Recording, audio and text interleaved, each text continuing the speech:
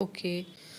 सुक्रिज, you are just 29 years old, तो अभी आपने एक फैक्ट्री भी सेटअप कर लिया है। लाइक ये कैसे किया आप? स्टार्ट स्टेप बाय स्टेप बताओ, आई एम वेरी क्यूरियस। सी मैंने ये सब शुरू किया था मे बी 5 साल, हाँ 4-5 साल हुआ है, 4 साल हुआ होगा मुझे, हाँ 4 साल पहले मैंने शुरू किया था। That is where I actually just मैंने शुरू किया था कि मुझे कुछ करना है। अब क्या करना है आइडिया नहीं, उस मेरे एज में मेजरली सब लोग बिल्कुल ब्लैंक रहते हैं कि लाइफ में करना क्या है। मैं भी सबकी तरह बिल्कुल ब्लैंक था।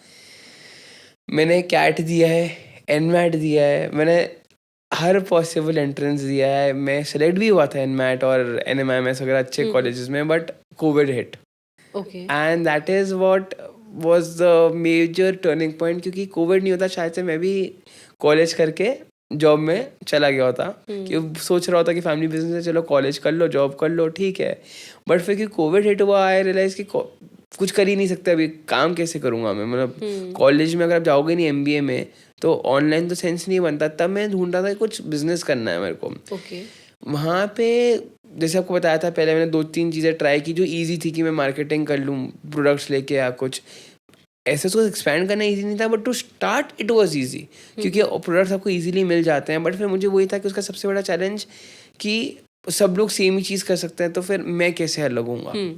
तो वहाँ पे जब मुझे कैनवस के बारे में पता चला, मेरा मन बहुत था कैनवस करने का, बट सबसे मेजर ड्रॉबैक ये था कि not being like not knowing कि इसमें घुसूँ कैसे, not being from a pharma background also. मेरे को सबसे बड़ा चैलेंज यह है कि इसमें लाइसेंस कैसे लेना है, कैसे नहीं लेना है, दवाई कैसे बनेगी, मुझे कुछ आइडिया नहीं था। एंड मैंने वो छोड़ दिया था। मतलब दिल उधर था पर दिमाग कहीं और था, कि मुझे पता था ये मैं नहीं कर पाऊंगा। ओके। बट 2-3 महीने बाद मैंने जस्ट फिर भी ग्रुप्स वगैरह पे जाता गया, अप्रोच करता रहा लोगों से समझने के लिए। यूट्यूब तो मतलब अब तो मतलब मैं क्या बताऊँ, यूट्यूब पे एक्सट्रैक्शन कैसे होता है, मैंने भले ही मैं मार्केटिंग बैकग्राउंड का, पर यूट्यूब से समझा कि एक्सट्रैक्शन कैसे हो सकता है, कैसे नहीं हो सकता।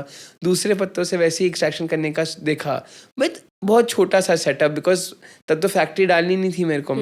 फिर as luck would have it, मेरे को एक बंदा था जिसने बोला कि मेरे को एक थोड़ा सा लाइसेंस का आइडिया मिला है, तो मैं आपको हेल्प कर सकता हूँ। ओके। तो उससे मिलने में गया था। एक नागपुर के पास जगह है सौसर, तो मैं वहाँ गया था मिलने। एंड मानोगे नहीं, मतलब फर्स्ट टाइम ना वहाँ, तो मतलब बिल्कुल गाँव है, फुल गाँव एरिया है। मेरे को आइडिया ही नहीं था कि कैसे क्या है वहाँ, तो पानी भी नहीं था, मतलब बहुत हालत ऐसी थी। बट ठीक है, लाइक बिजनेस है, करना पड़ेगा। फिर उन्होंने बोला कि आप आयुष में इन लोगों से बात करो, तो ऐसे करके काम हो सकता है। फिर हम आयुष गए। आयुष में काफ़ी सही थे लोग, मतलब उन्होंने हमको एक डॉक्यूमेंट्स पकड़ाया, वो अलग बात है, 30-40 डॉक्यूमेंट्स है। Okay. बट टाइम बहुत लगा अरेंज करने में, बट डॉक्यूमेंट्स अरेंज किया। फिर उन्होंने ये बताया कि आप अगला एक्साइज पे जाओ, तो वहाँ तक एक्साइज से पहुँचे कि चलो ठीक है ये करें। तो ये पूरा मुझे 1-1.5 साल लगा, पूरा प्रोसेस एक से एक लेकर, क्योंकि कई लोगों को आइडिया था, कई लोगों को आइडिया नहीं था। बट फाइनली वो लाइसेंस और सब कुछ मुझे मिला। That happened around 3 years back. Okay. तो यहाँ तक मेरा लाइसेंस मिला। बट उसके बाद मेन, सॉरी टू इंटरप्ट, सबसे पहले आपने प्रोडक्ट्स बेसिक देखा, पहले लाइसेंस पहले मैं लिए? लाइसेंस पे गया, क्योंकि अगर मैं प्रोडक्ट बनाना भी चाहता, मेरे पास लाइसेंस नहीं होता, तो मैं कुछ नहीं कर सकता था। ओके। तो मैंने रादर कुछ भी नहीं सोचा, मैंने बोला पहले लाइसेंस आने दो, अगर लाइसेंस मिलता है तो सारी मेहनत करूँ। सो फर्स्ट आपने आयुष से लाइसेंस लिया, जिसमें आपका 1-1.5 साल का प्रोसेस गया सीखने में, कहाँ पे होगा, कैसे होगा। हाँ and then you started manufacturing. हाँ तो जी। मैन्युफैक्चरिंग कैसे स्टार्ट की, क्या प्रोसेस था? तो मैन्युफैक्चरिंग स्टार्ट करने के लिए मेन तो मैंने 2 चीज़ें की। मतलब ऑब्वियसली हमको ये भी देखना है कि क्या कॉस्टिंग पड़ रही है, कैसे पड़ रही है। तो I started to contract manufacturing first, जिसमें दूसरे ब्रांड्स के लिए बनाना। और दूसरा कि आप अगर मैन्युफैक्चर करना चाहते हो तो मैन्युफैक्चर करना कैसे, जैसे आपने पूछा, उसका प्रोसेस हाउ वी स्टार्टेड। तो इनिशियली तो हमने थोड़ा बहुत मतलब हेल्प ली थी टेक्निकल। जैसे मेरी एक दूसरी भी कंपनी है जो नैनो टेक्नोलॉजी में है, मेरे पापा की कंपनी। तो वहाँ पे जो मेरे पास रिसर्चर्स थे, उनसे थोड़ा समझा कि कैसे क्या हो सकता है। एक स्मॉल स्केल पायलट प्लांट डाला था मैंने पहले। ओके। और फिर जब मैंने वो स्मॉल स्केल पायलट प्लांट डाला, उससे एक आइडिया मिल गया कि मतलब क्या है, कैसे हो सकता है। क्योंकि जब मैंने इंडिया के बाहर की मशीन देखी, मतलब वो तो 10-15 करोड़ से कम की कोई मशीन थी नहीं। And me being at that age, मतलब मैं उतना स्पेंड करने वालों में था नहीं। तो एंड देखो इंडिया में सब कुछ होता है। सो अल्टीमेटली एक बार मैंने वो पायलट प्लांट से समझा कि उसका कॉन्सेप्ट क्या है, बेसिस क्या है और वो चलती कैसी है। फिर इंडिया में आपके पास फैब्रिकेशन वाले लोग रहते हैं। फिर मैंने प्रॉपर उसकी खुद प्रैक्टिकली डिज़ाइनिंग बनवाई और डिज़ाइनिंग बनवाने के बाद उसको इंडिया में ही फैब्रिकेट करवाया। इंडिया में फैब्रिकेशन में I got it like 1/20th of the cost. मतलब अगर वहाँ पे मुझे 5 करोड़ में पड़ रहा है तो मानो यहाँ पे मैंने 1/20th ऑफ द कॉस्ट में सेम चीज़ को इंडिया में सेट कर लिया। और फिर उससे हमने शुरुआत की। लोग आए, क्लाइंट्स आए, जैसे जैसे क्लाइंट से जो पैसा आया हमने धीरे धीरे उसको R&D में लगाया, जो भी आता, क्योंकि हम खुद यूज़ करने की जगह हम ज़्यादातर वापस ही इन्वेस्ट कर रहे थे। फिर करते करते हमको CDRI मिल गया। वो हमारा एक बहुत बड़ा माइलस्टोन था। वो क्या होता है? Central drug research institute of India, CSIR। तो वो आपका CSIR का CDRI रहता है। तो वहाँ पे हमारा जो टाइप हुआ ना, वहाँ पे जो हमको प्रोफेसर मिले उनको काफ़ी अच्छी नॉलेज थी अबाउट कैनबिस। कैनबिस कैसे होता है, उसमें क्या एक्सट्रैक्शन फैसिलिटीज़ वगैरह कैसे क्या होती है। एंड उन्होंने हमको काफ़ी हद तक हेल्प किया कि हाउ टू पुट एंड उसको हम कितना टेक्नोलॉजिकली एडवांस कैसे कर सकें। तो वो जो टेक्नोलॉजिकली एडवांसमेंट मिली, हम मार्केट में मतलब one of the best product देने शुरू कर दिए दूसरे कंपनीज़ के लिए। एंड वही देखते देखते हमारे पास और क्लाइंट्स आए, उन्होंने शुरू किया। फिर जब 1 साल 1.5 साल हुआ तब मैंने बोला why not we start our own brand also.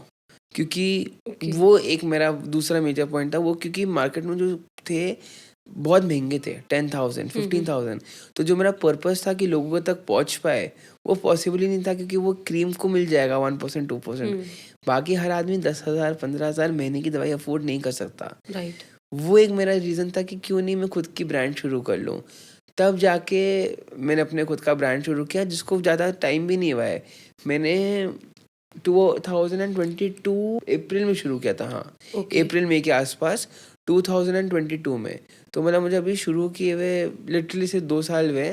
But लगता नहीं है कि सिर्फ 2 साल में, कि 2 साल में हमने टचवुड काफ़ी कुछ मतलब अचीव कर लिया है। तो जो मार्केटिंग वाला मेरा ब्रांड है कहना, वो अभी 2 साल पहले ही फिर मैंने शुरू किया।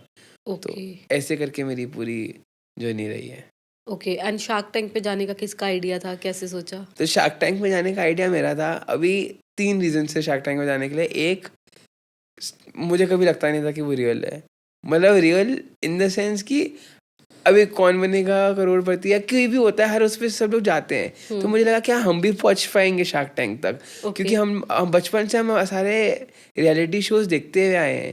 पर आपको पता है कभी भी लगता नहीं है कि आप एक्चुअली पहुंचोगे नहीं पहुंचोगे। मैंने एक्चुअली उस वजह से एप्लीकेशन डाल दिया था कि देखते हैं कि एक्चुअली लोग पहुंचते हैं या वो भी मतलब सेट किया हुआ होता है। मैंने डाल दिया, फर्स्ट कॉल आया, तब मेरे को लगा नहीं एक्चुअली होता है। फिर थोड़ा मैं सीरियस हुआ, पर उसके बाद फिर मूड ऐसा हो गया कि मैंने बोला नहीं, अब जा ही रहे हैं तो एटलीस्ट यहाँ पे आप लोगों तक काफ़ी बातें पहुँचा सकते हो। कि शार्क टैंक एक ऐसी चीज़ है जो एटलीस्ट मैंने इतना देखा बहुत लोग देखते हैं। मतलब इंडिया में तो बहुत बड़ा क्राउड, और आप लोगों तक पहुँचाने का सबसे बेस्ट जरिया यही है। आई मीन ऐसे अगर 15 मिनट का प्राइम टाइम चाहिए सोनी पे, करोड़ों खर्च करने पड़ेंगे। And this is like you are getting a prime time at like 15 minutes का प्राइम टाइम मिल रहा है, और क्या चाहिए। तो that was my second reason. Third, yes, वो ये भी था कि हाँ चलो अगर कोई इन्वेस्टमेंट, मोर देन इन्वेस्टमेंट, कोई स्ट्रेटेजिक पार्टनर भी मिल जाता है जो मुझे हेल्प कर देता है, that was also my thing. But वो मेरा सबसे लास्ट था। सबसे पहले तो था मुझे लोगों तक पहुंचना था, एंड वो बहुत अच्छे से हो गया मेरा। तो दिस इज की शार्क टैंक का मेरा आइडिया है कि चलो करते हैं, और वो करते करते बस फ्लो में हो गया, और हम पहुंचते पहुंचते 4 महीने के अंदर शार्क टैंक में शार्क्स के सामने खड़े हुए थे। If you guys enjoyed this clip, make sure to subscribe the channel for more awesome videos like this.